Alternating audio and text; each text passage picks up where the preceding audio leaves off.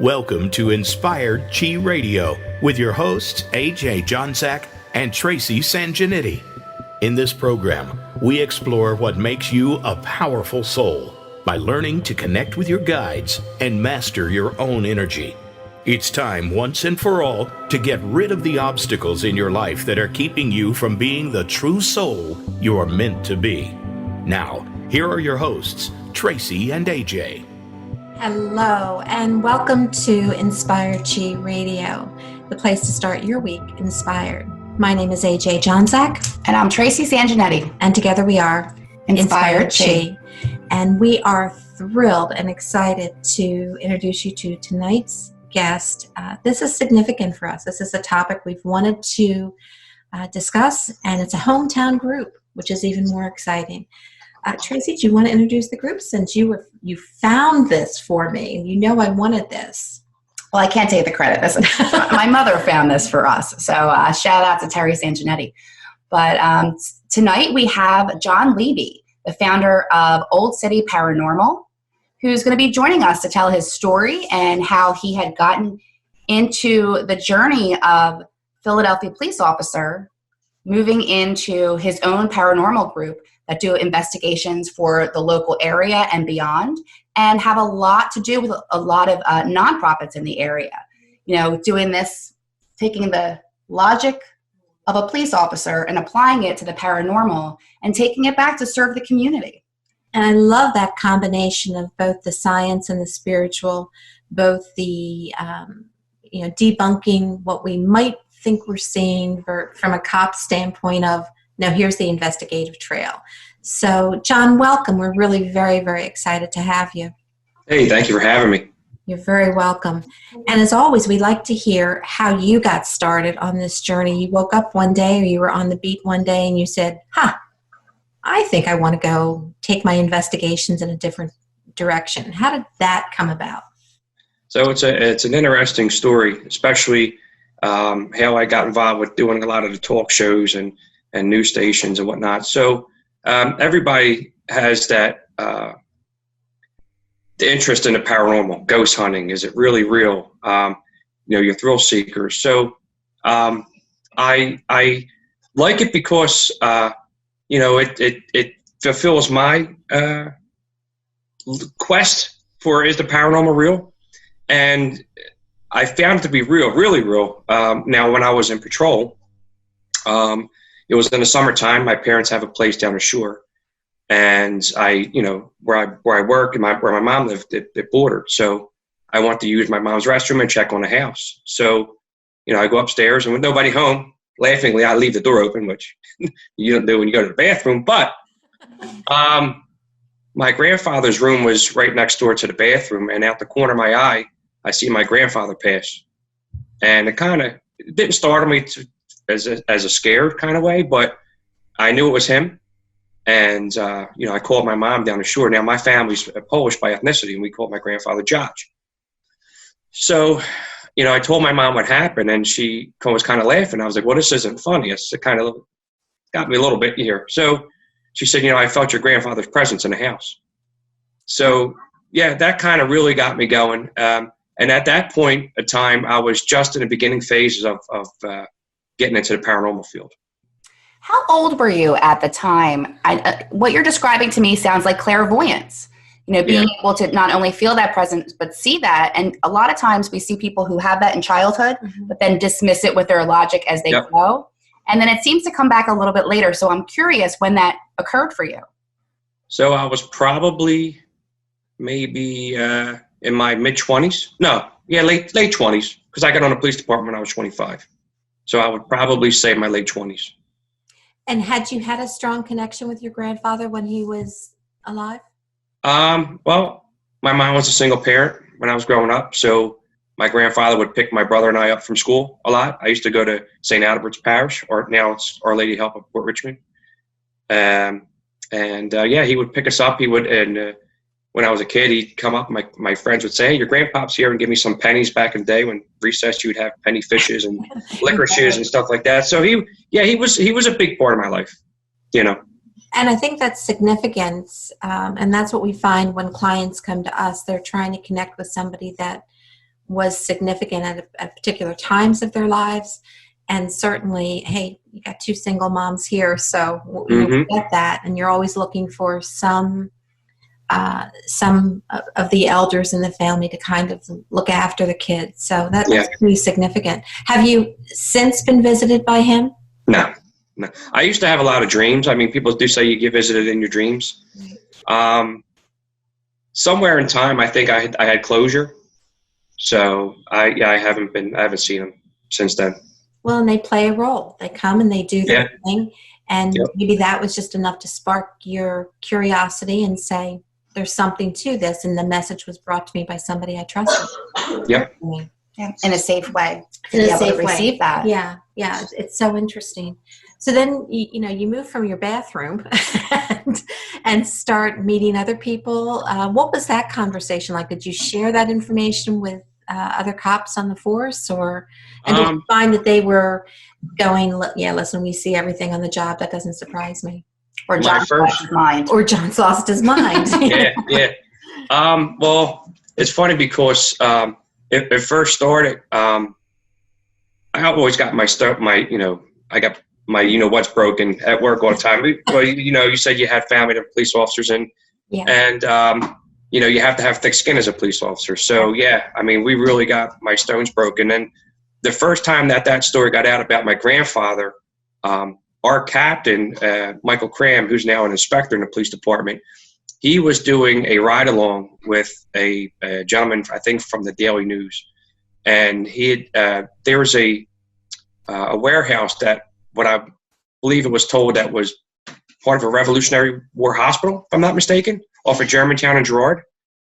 And there was a story where, and it was true because I spoke to the officers, that the guy had come to our district saying that he was getting a phone call, someone saying, help me.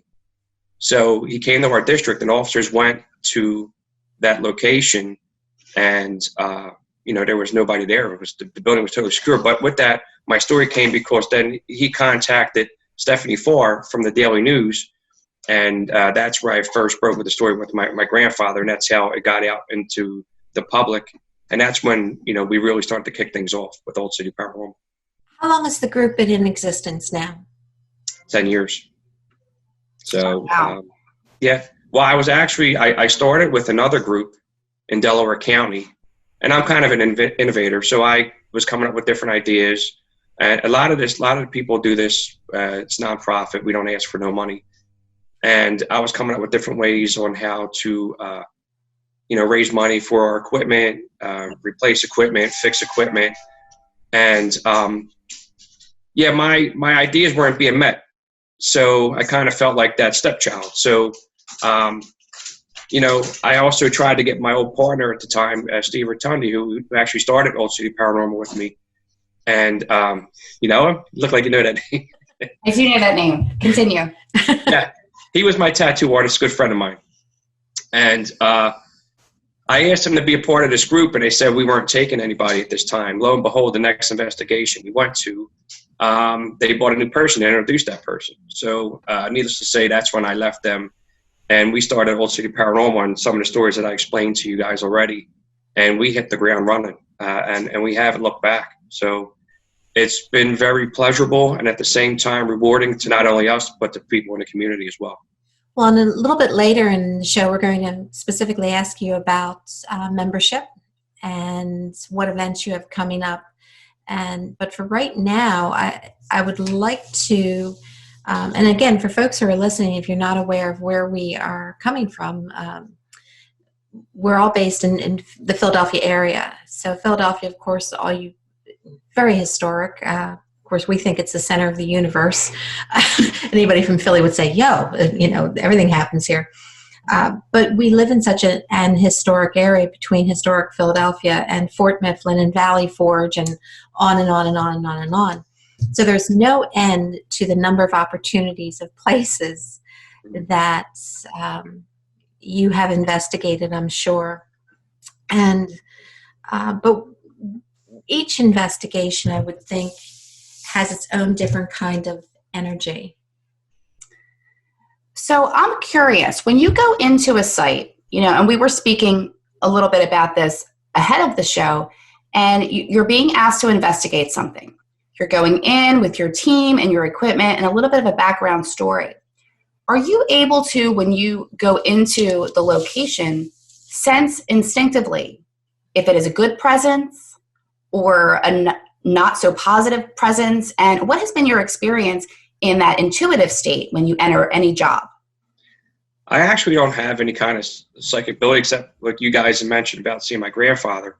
A lot of it, I base it off my interview and my investigative interviews as a police officer. So one of the gifts I believe that God has given me is the ability to read a person's physical appearance and their facial expressions. Sometimes you have people out there that can tell you a really good story and still keep a good face. But regardless, we do the investigation because there are people out there that do suffer mentally from just life in itself. And the question I pose back is, just because that person is experiencing stuff mentally, does that mean that there's nothing going on? Right. Honestly, we don't have an answer. So another thing that you have to realize too is I don't have the ability to see or hear things. So how can you tell somebody they're not experiencing what you can't see anyway? I mean, they're the ones that are living or residing at this house, apartment, or maybe even a business that they're at all the time. So regardless as to what it is, we give them the proper investigation. So do you find when you go into a situation and you've been told about it and you've even seen evidence about it, that the spirits behave when you're there? So that you come in and they're like, well, I don't see anything here today. And they're like, I swear it happened 5 minutes before you got here. Mm-hmm. No, that's a great question, because at that point, so you have two kind of haunts. You have your residual haunt, which is something that kind of your tape recording effect, something that would happen at the same time, the same place, the same characteristics. And then you have your intelligent haunt where, like you just specified, you go into a place and these people maybe have interactions, like maybe a lot of times people will say they conducted their own investigation or ask questions, or they'll say, hey, look, leave me alone, or, do this or do that. And the entity would reply. With that being said, when it comes to an intelligent haunt, do they know that we're coming? Do they know that these people made a call? So yeah, a lot of times we've got, matter of fact, a personal good friend of mine who he was a police officer who passed away. We've been to his house 4 times. We've spoken to family members. We've spoken to friends that individually, each person had experienced something. We got there, they got absolutely nothing. So yeah, no, and it happens. So in that case, you almost want to deem it as an intelligent haunt, but without any kind of evidence, physical or audio or video. It's tough to deem a place as haunted. I wouldn't do it justice if I did do that and not have any kind of evidence to coincide with that. Mm-hmm. So the residual would be like a tape recorder. It's on a loop. It just, yep. You might hear the noises, you might hear, whatever it happens to be. The energy of people who have been there or tied to that location for one reason or another. And then the intelligent, you would, you could expect direct responses. That's correct. So is John the barber still in this building? Give me a knock or something. And that would be the difference between the residual and the intelligent. That's correct. Do you find that, I'm going to leave you with a question, and we're going to stop in just a second and take a short break, but I'm going to leave you with a question. And what do you personally do to make sure that when you leave a site, you're not bringing anybody home with you? So we're going to let you think about that for a moment. For anybody who does have somebody who's going out and with any number of paranormal groups, something to think about. How are you protecting yourself energetically, psychically, spiritually? And we're going to take a short break, and we'll be right back.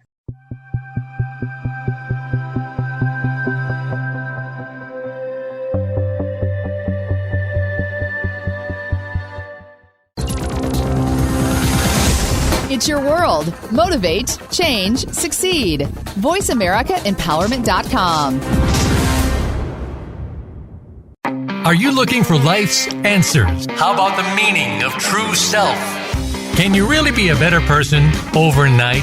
Well, good luck with that. Now, if you really want to know more about this insane world and life we lead, tune into Dr. Gary Bell's Absurd Psychology. You'll learn about how the brain operates under different psychological conditions. Some common sense. Heck, you might just actually learn something. Listen Tuesdays at 11 a.m. Pacific, 2 p.m. Eastern on Voice America Empowerment. Are you aware that each one of us was born with a mission, a sense of purpose? Even if you don't know it yet, it will reveal itself. Pay attention to the clues that will lead you to uncover your mission. Listen to Mission Possible program with host Carol Ann Fernandez. Along with some amazing guests, Carol Ann seeks to help you along the journey to manifest your mission. It's time to unleash your greater potential. Mission Possible program airs live every Thursday at 1 p.m. Pacific Time, 4 p.m. Eastern Time on Voice America Empowerment. We're with you wherever Alexa and Google are. At home, in the car, on your smart TV, and your connected devices. Hey, Alexa. Hey, Google. Play my favorite Voice America podcast on TuneIn. It's just that easy. But make sure you actually mention the name of the podcast show to make it work.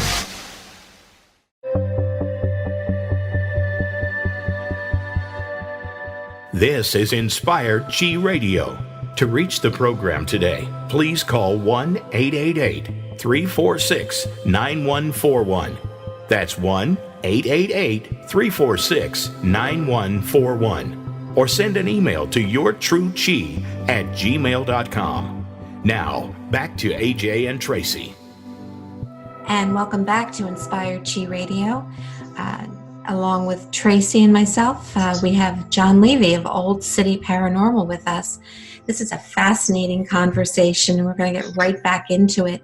John, before the break, I had asked you about how do you protect yourself spiritually, psychically, energetically when you're going either into a site or leaving a site to make sure that you're not carrying anything home with you. I mean, it's tough enough as a cop at the end of the day to leave the day behind, and that's just somebody you might have met that morning. But when you're going into an investigation of the paranormal, these are stories that have been going on for generations. So what do you do to go home at night and say, okay, well, that was fascinating, that was interesting, we have to review all the evidence, but I'm done with it for tonight? So that's a great question, because at one time, when we first started, we would always say the prayer of St. Michael, who is also the patron saint of police officers. Yes. Mm-hmm. So, but another instance where we got a call for somebody that was allegedly having possibly demonic possession. So I never dealt with anything like that at the time. So where I live, at the time we were a part of the St. Jerome's Parish here in the Northeast. And I asked to speak to a priest. And when I had that moment, I sat down with the father and told him what I do, and thought I was going to get kind of like okay, let's get out of here, kid response. But believe it or not, it was a different response. He understood what I was talking about. He understood exactly what I was about to get myself into. And with that, he took me into the sacristy, and he had given me a host to take with me. It was also blessed. And he said to me, when you go into this place, again, don't mention it to anybody, because, you want to see if there's any truth or validation to what was, being alleged. So when he says, if you walk into this place, as soon as you walk in there with a blessed host, he goes, if there is any kind of demonic activity going on or presence, you'll know as soon as you walk through that door. And when it happens, he said, do an about face and come back here. With that being said, anytime there is an actual demonic possession, it has to actually go through the Catholic Church. Through each city has a archbishop that is designated to handle cases of this sort. Long story short, we found out that this gentleman was actually suffering from not anything demonic, but more, I wouldn't want to say abuse, but he had a past growing up. And we also had another group that got involved that had experience in it. But I took the case anyway to get experience. And it was deemed that this gentleman had a little bit more issues rather than paranormal. Oh my goodness, that's so fascinating. And for folks, again, who are listening, it's so funny. Here in Philadelphia, in the Philadelphia area, regardless of what religion you are, what your background is, when you ask, well, which parish are you from? That's how we delineate things, areas in the city. It's just so funny. And I was going to ask you about the equipment that you used. I wasn't expecting you to say that one piece of equipment that you used was a blessed host, but Yeah. Mm-hmm. Jesus, Mary, and Saint Joseph. That's fabulous. And for our audience that doesn't have experience with the Catholic Church, can you just go into a little bit more about what a blessed host is? Yeah, a blessed host is the bread you receive at communion. It's part of the blood, which is wine that signifies the blood of Jesus Christ, and the host is what would be the body of Jesus Christ when he was at the Last Supper with his apostles. So once again, we find in tonight's episode that there's always a mixture of spirituality. It doesn't have to be a specific religion, but it's a spirituality. It's a belief in a higher power along with the science of it, which is what I love.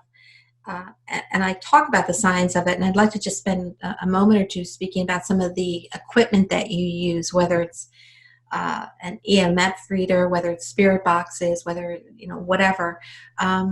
Because all of those signify activity in the energy field. So, John, speak to that if you would, please. Talking about some of the different pieces of equipment, or give us some stories about a piece of equipment that brought you the greatest success at a particular site. Well, one of them, and that's not that everybody always asks, we do not have proton packs. No? Darn it. We do not have proton packs, no. So one of my, I as a matter of fact, I bought my show and tell with me this morning. I don't know how well it's going to show here. So it's very basic equipment. One of the pieces of equipment that's not basic was made by a friend of mine, Grayson Schmidt, who was part of our team. He's actually was a freelance investigator that I had met through my good friend Glenn Orwin. And so this piece of equipment that I'm going to show you, AJ, you said you watched some of the shows, and one of the pieces of equipment that you would see would be a K2 meter. Yes. Also, another piece of equipment that you would see would be one of those thermal temperature gauges. Mm-hmm. And also, which a lot of times they don't talk about in shows, but is used in theory, is the use of UV lighting. Now, theory, and again, paranormal investigation, everything is based off of theory as is science in itself. So with that being said, Grayson came up with this, it's called a modified K2. So basically it's 3 pieces of equipment in one, and I'll raise it up here for you guys, and I apologize for the people on radio. So we got 2 different buttons. One button would control the UV lighting, which would display up here. The other one would be, okay, that's the UV lighting. The other one would be, if you can hear it. So this is your modified K2, and up top here is, you can already hear it clicking. It's not there's a ghost here. It's just that it's picking up the electricity around us, mainly from the laptop here. So up top here, you can see the thermal temperature gauge. So the great part about this equipment that, again, was made by Grayson Schmidt was, so when you're having an anomaly that's occurring, you want to have many different factors that take place to say, hey, yeah, we're having an actual paranormal experience here. So one of them would be an EMF, the electromagnetic field. And then on top of that, like I said, we have the temperature gauge up here. So if you're getting a fluctuation within your meter and you're also seeing a temperature drop, to us as in the paranormal field there very well may be a paranormal experience taking place. So at that time, you want to take pictures, you want to do voice recordings. So this piece of equipment, besides freeing up your hands with having multiple different pieces of equipment on you, is just in one simple hand here. So it's really, really cool piece of equipment. And actually, I think it costs about $350 to $400 to make back then. So I don't know. I have to find out from Grace, and I'm sure prices went up. So this is a really, really, really cool piece of equipment. Other equipment is just your basic digital voice recorder that you can buy from anywhere, Walmart, Radio Shack, if they're still around. We have microphone enhancers. Let's see, what else? Basic, flashlights that have little lenses to it, like maybe blue lens, because you don't want your regular white lens that's going to cast shadows, because if you have your night vision cameras going, it could cause a fake positive, which you think you're seeing a shadow figure, but in all reality you're picking up one of your investigators. And then you have there's a various array of EMF detectors that we have, but one of the most important pieces of equipment I use is just my senses, in all reality. Yes. Again, I'm not a psychic, I'm not a medium, but your sight, the sound, the smell. People may claim that they sense or they smell a perfume of somebody, maybe a deceased relative, that wore that specific perfume. Or my grandfather or my uncle used to smoke cigars, and I smell that from time to time. Other than that, it's like I said, no proton packs. They do have an Ovilus. One of our investigators, Mike Ziol, who was actually, his funny story, like you said, everything comes full circle. Mike was actually a part of the old group that I used to be with, and needless to say, he's no longer with them for whatever reason. It's kind of like me, but Mike is a big person of the ghost box, Ovilus, white noise, whatever you want to call it, and which is a really cool piece of equipment. I don't like to use it because to myself it's very subjective. Yeah, so it's just a piece of equipment that cycles radio stations in and out at a very high frequency that what people claim to be white noise. So my investigator wants to use it, that's fine. I'm not saying it doesn't give out any validation to what people are experiencing, maybe names or whatever it may be they're trying to find. But myself, I don't use it. Again, my investigators want to, they're more than welcome. And each piece of equipment has its own significance in different places, perhaps, based on the conditions. I'd like to speak about some of the places that you've investigated locally. How about Fort Mifflin? You've been there. And if you would explain to our audience, this is a fabulous site, by the way. I have been there just for a tour, not to do any ghost investigation, but I did find myself going, oh, this is interesting. Yes. So Fort Mifflin, there's some places I can't, just based off of confidentiality, I can talk about it, I just can't give the location. But Fort Mifflin, being historically known for the fort that saved America, yes, and as one of the probably, I don't know, maybe top 10 haunted locations in the United States. So as an absolutely amazing investigation. It's actually, if you haven't had the opportunity, and they're going through some difficulties now, so if you get an opportunity, for people listening, if you get an opportunity to go out there and pay a couple dollars to go visit the location or even give a donation, it's always appreciated. So with that being said, we host Fort Mifflin. They have an event, or all around Halloween time. The event we host is called Sleeping with the Ghost. And when you sleep with the ghost, you really are sleeping with the ghost. And I'll touch base on that in a minute. So we don't get any of the proceeds. Again, everything we do is 100% free. But where we step in at is, again, we're helping a piece of American history. So we don't ask for anything. We host it. We talk about the experiences that we've had there. We talk about we actually haven't physically investigated the location by ourselves, but we conducted some investigations as we're hosting it. And one of the craziest things that happened there was I think it was the first year. There were some areas we weren't supposed to be at. And yeah, they should have called the cops then. But we remain safe about it. So anyway, there were some people that were investigating. As a matter of fact, they were from your guys' area of Philadelphia. And I actually interviewed them. So if anybody goes on our Old City Paranormal group on Facebook, you'll see the picture of Glenn and I at 96.5 AM radio. We have a page that's totally different. Go into our video section and you'll see I actually interviewed these people right after the occurrence took place. So they were in the officers' part of the quarters, and they were upstairs where the fire had broken out. So they were messing around with the doors and the windows, and needless to say, as they were walking by, the doors were locked, and the doors just flew open with an enormous amount of force. There was a gentleman that was standing behind him, and when he looked, he said he seen an apparition of a male, just a shadow figure, standing behind the door. So I actually heard the scream.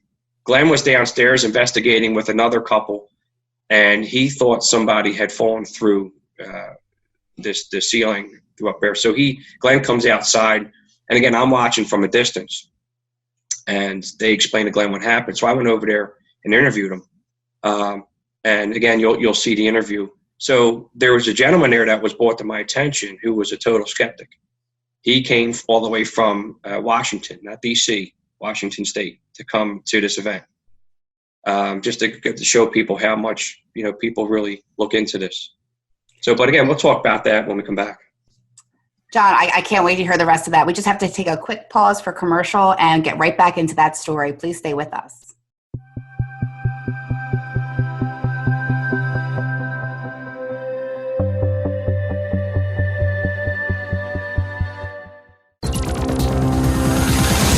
It's your world. Motivate, change, succeed. VoiceAmericaEmpowerment.com.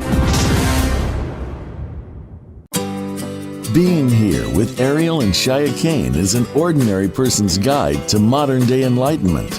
This show is an exciting exploration that opens the door to living in the moment.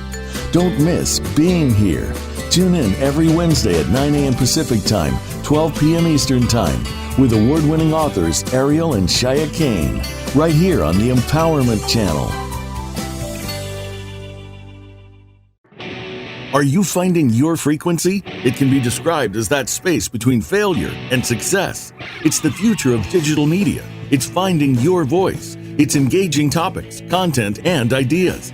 Jeff and Ryan discuss the digital media space and all of its aspects. It's about making the mistakes, taking the chances, summoning the intestinal fortitude to step out of your comfort zone, and discovering what you can accomplish when you decide to try, decide to learn, decide that you have something to say, and find your frequency. Live Fridays at 12 noon Pacific Time, 3 p.m. Eastern Time on the Voice America Variety Channel. We're with you wherever Alexa and Google are. At home, in the car, on your smart TV, and your connected devices. Hey, Alexa. Hey, Google. Play my favorite Voice America podcast on TuneIn. It's just that easy. But don't forget to make sure you actually mention the name of the podcast show to make it work. Follow us on Twitter for more great ideas at Voice America Empowerment.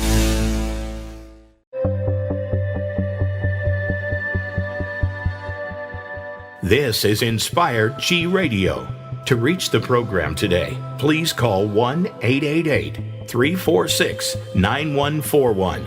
That's 1-888-346-9141. Or send an email to yourtruechi@gmail.com.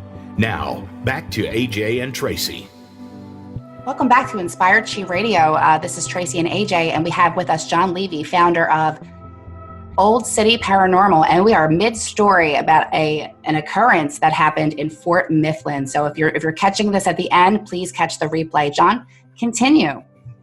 Yeah, so Glenn had brought to my attention that there was a gentleman that came all the way from Washington State to come to our event, and the gentleman was a skeptic.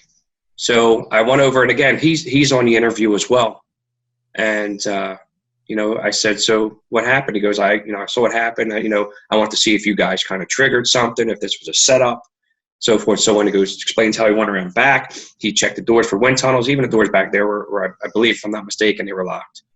And I said, so what are your thoughts? And he said, I have no explanation. And I said, welcome to America's most haunted location. Anyway, then just this last year, last year sleeping with the ghost event, I actually had work as a police officer. And I finished work, and I got to Fort Mifflin maybe around midnight or so, was walking around introducing myself, and was tired from a long day's work. So I told my people that I was going to go lay down and go to sleep. And where I took a nap was where the soldiers' barracks were, and they have a little display in there. There's some benches for people to sleep on. But I went into the area which would be considered the high enlisted officers. It was a very small room. So I went to sleep.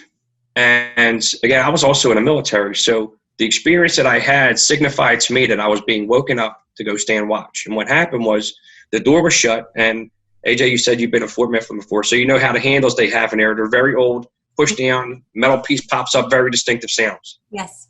Didn't hear that. I'm a light sleeper. I'm not a hard sleeper at all. I heard a single set of boot steps come towards me. Now, in the past, which you probably see in some of our videos, Glenn Orman, my good buddy, likes to play tricks on John Levy when he's sleeping. So I thought it was Glenn Orman, and I felt which would have been a leg nudge to my body as to get up. Now, again, I'm waiting to hear some giggling and laughing, and I don't hear anything. So I kind of peek up, and there's nobody standing above me. Sit up, there's nobody in the room. Needless to say, I kind of slithered back into my sleeping bag a little bit deeper. So what happens 10 minutes later, which is on video, Glenn happens to come in, and you'll see that interview. He says, man, you're not asleep. And I'm like, no. And I explained to him what happened. He goes, yeah, you're in a haunted fort. And I said, yeah, no kidding. But I said some other words that we tried to bleep out. We're talking about this outside. And one of the staff from Fort Mifflin was there with us. And he said to me, can you please tell me what happened again? And I explained to him what happened. He goes, a paying customer that just came up to him and had the identical experience you had in the next room over. Oh, goodness. So you have two people that stayed in the same area, different rooms, that had the identical experience as to what happened. Needless to say, I want to talk to that person, but they left immediately after that incident. So here's two pieces of, that solidifies and validates an actual occurrence. We didn't speak of each other, never met this person for my life, but again, their story to the staff member was identical to mine. And it's often, it's funny how often people will wait for somebody else to say what they've experienced because they think, oh, nobody's going to believe me. Maybe I imagined it. Yep. Maybe, whatever. Maybe. But I love the stories of the validation because for anybody who is skeptic, you can convince yourself of anything. But when multiple people are having the same experience, unbeknownst to each other, you can't get that many people colluding with each other to say, let's all tell the same story. Yeah, it's fascinating.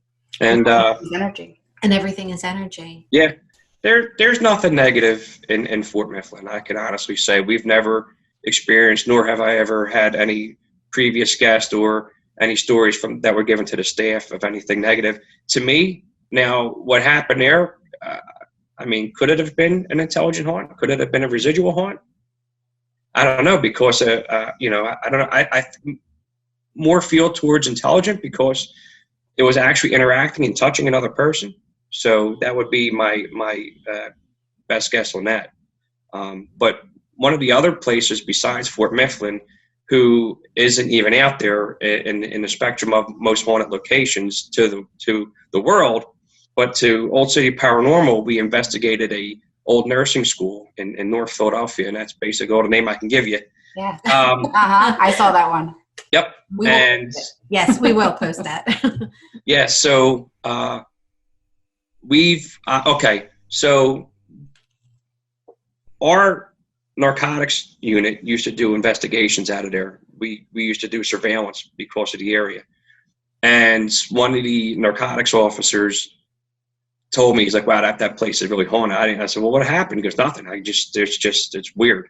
He goes, I spoke to the lady who was the head administrator at the time, and lo and behold, that added me into the picture. She told me that student had taken a picture of an apparition of a female, which was the head administrator at the time. I said, well, how did you know it was her? She took me to a different part of the room, and above, it was like the main area. Above the area was, above the fireplace, there was a picture of a lady and two gentlemen who were both founding fathers of the hospital. She goes, that was her right there. So fast forward to the investigation, it was myself and her assistant, because she couldn't make it that night. My wife was there, who was also a member of my group, who was a police officer. And one of my other investigators, they went to go pick up some equipment. Meanwhile, it was kind of dead per se. My little joke. I said to her, I said, do you mind if we do some provoking? I said, because the story was that the nursing administrator or the assistant had some affairs with the founding fathers. So I did some provoking based off of that. With that being said, I thought I heard, if somebody comes back from a long walk, they go, like a deep breath, a sigh. I heard that to the right side of me, and I said to her, did you hear that? And she said, no, what did you hear? And I looked up the hallway because I thought my wife and my investigator was coming back. And I said, it sounded like somebody sighed next to me. With that being said, I was touched in a lower right side of my back. Startled me a little bit, turned around and looked to see maybe, if I was leaning against the wall, if anything protruding had touched me, but I was standing at least a good foot, maybe a good foot and a half from the wall. Now I'm going to fast forward real quick to the next investigation here, because it's going to have significance to what I'm about to tell you guys, and your hair's going to stand up. Never have I have, or anybody I've spoken to, had a direct response EVP from a previous investigation. With that being said, myself and Steve Rotundi went to this area, same area, and we started an EVP session. So one of the questions I asked were you the person that touched me? The EVP response we got back was, did it hurt? Yep. Again, for talking about someone's exes. Yeah. Yep. So, and we had some other funny stories where, now, again, this was a part of an active hospital. And some nurses and doctors on the breaks heard that we were there. They came in, they wanted to investigate with us. Sure, absolutely, come on in. Needless to say, if you ever seen a nurse run down or jump down 4 flights of steps, because she was grabbed, she was touched. She was touched on her leg, and I was downstairs. And we were having an open investigation at night, and she would not go back in that building. I can go on. There's so many occurrences that happened at this building. It's a shame we can't go back in there, but they had a new head of security that's not allowing it. But this location, shadow of a doubt, would probably even top Fort Mifflin, without a shadow of a doubt. So, John, we could talk about this all day. Absolutely. But before we leave this episode, why don't you tell our guests what Old City Paranormal has in store for 2020 and some of your, pet nonprofits that you do some work for in the area? Cool. So every year we host Sleeping with the Ghosts. Again, that's at Fort Mifflin. If you go to fortmifflin.us, it might even be up now for this upcoming year's investigations. Graham Park, which is another place we haven't had a chance to talk about, but maybe another time. They also hold events around Halloween time, which is, again, all these locations, this goes towards funding America. These sites are losing federal funding. There's no funding out there. So with the help of the community and us, we're raising thousands and thousands of dollars for each place. One of the last things that we do, actually Glenn Orwin does, and I give him all the credit, is Voorhees Animal Shelter. Again, we have a lot of, as AJ said, a lot of four-legged friends out there that could use new families. So instead of getting those puppies, which we're not saying not to, there's a lot of cats and dogs out there that need saving. So Voorhees Animal Shelter is a no-kill shelter. It's a nonprofit, and it's also on our Facebook page too. So you can go out there and check that out and go save a life. And we're going to have all the links to Old City Paranormal on our site and share that with our audience. For anybody who would be interested in finding out more about your group, let me ask the question I know many people are probably sitting here thinking of, which is, are you accepting new members? We just took in Mike Ziol. As of right now, we're not. But you can always put in you can't even say an application. Jeez. You can just send us an email to oldcityparanormal@yahoo.com, or you can hit us up on our Facebook group. And, get out there and support these historical sites. They really need it. And I think that's so significant because we are in such an historical area, so we can see firsthand the many sites around the Philadelphia area, the Bucks County area. We can see these sites and we stand there in awe of them for what we know for them to have been through multiple wars and so on. And we can see them needing our help, needing our attention. And just like our ancestors will cry out to us and want to get messages to us, I think these sites are crying out to us. So this is just admirable that you do this for a cause. And the fact that it's we've talked briefly about this, and I'm sure we're going to be posting more on our site, more conversations Absolutely. with you. We will definitely we'll be having more conversations with you.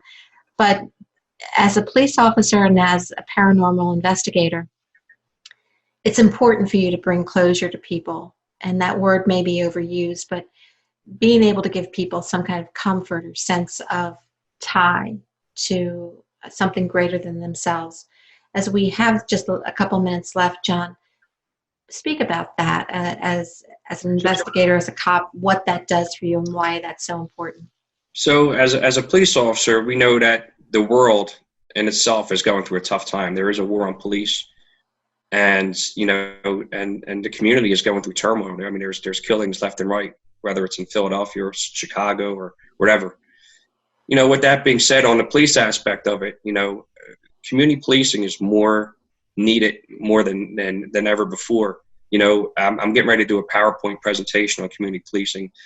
And the only thing I can say, even if there's police officers listening out there, just be there for the community. Don't be always out there to lock them up. Be there for them. Listen to their concerns. Let them know whatever they're going through. It's okay. Try to be there for them. You're an authoritative figure, but also you can be there as a friend or someone to have a shoulder for. It's a different style of policing out there, and this needs to be done to make things better for the world and police in itself. Well, we would be remiss if we did not, both of us coming from families with police officers, we would be remiss if we did not say, first of all, thank you for your service. Thank you. Serving the community. We are very appreciative of it. And from our spiritual standpoint, where we are very much as psychic mediums, we're very much involved with people looking for a connection. Thank you for the work that you're doing, creating those connections. And we're going to continue to stay in touch with you. And we're going to hit you up later and say, hey, listen, we'd love to have you teach a class for us, for our clientele and for folks who are interested. So stay tuned at Inspired Chi, because we're going to ask John to be a speaker at one of our events and perhaps get somebody started on their own paranormal journey from an investigative standpoint. But this has been an absolute pleasure. We are so thrilled. I'm so thrilled because this is one of the topics I wanted from the get-go. Mm-hmm. So thank you, universe. So thank you for your service. Thank you for your participation here today. And thank you for joining Inspired Chi Radio. Thank you for having me. John, this was so fascinating, and we will be front and center for your Sleeping with the Ghost events. Keep in mind, I'm afraid of the dark, but we have time to work that out before October. I'll be with you. Maybe you could do a live broadcast from there. Ooh. Stay tuned. Stay tuned for more. John, thank you so much. Have a great night. You too.